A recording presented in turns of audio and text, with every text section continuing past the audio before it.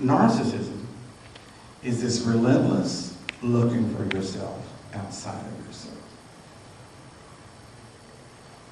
It's this relentless need to see yourself reflected in somebody else, right? So how am I doing?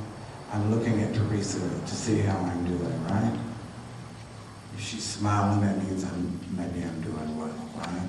If she's frowning, ooh, I'm not doing very well. So narcissism is a relentless trying to fill up an empty place inside, right? By reaching from the outside to pull in. Okay, so that means that if I am lost in this need to fill up this empty hole, it means that I am relentlessly looking for my reflection outside, looking for outside to fill up and to really feel home. Nisargadatta is saying, and this is a very difficult thing to imagine. He's saying the trick is to stop all thoughts about I want, I need, I see. Everything that you're thinking or I'm thinking. I'm sick. I'm worried about my body. I just got we have a rumor that everybody's going to be laid off in my department. I heard that from a client this week, right? Everybody got laid off in his department, including him. Okay, so then you start thinking about it. That's called obsession, isn't it? Right? That's not thinking about yourself.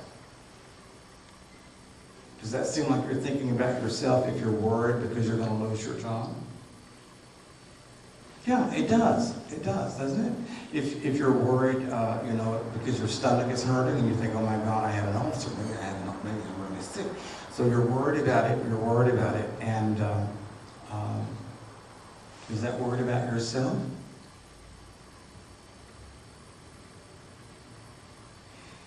It depends, as Bill Clinton said. It depends on what your definition is. It depends on what your definition of self is. There's the rub, okay?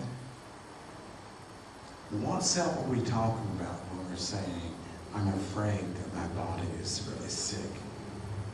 What self am I talking about when I say, I'm afraid I don't have enough money to last through this very bad economic downturn?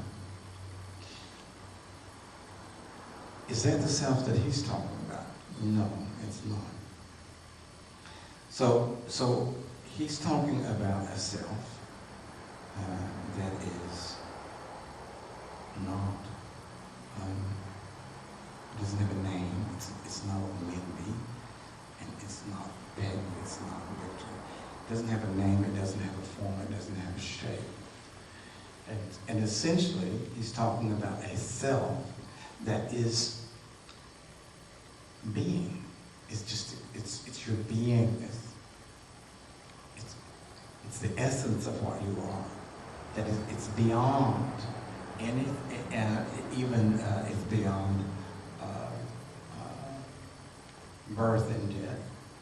So the chant that we do at the end, when we say lead us from the unreal to the real, when we say lead us from the fear of death to the realization of that which was neither born nor will be subject to dying, that's the self he's talking about. That's the self that we've forgotten because we have become so obsessed with this little self.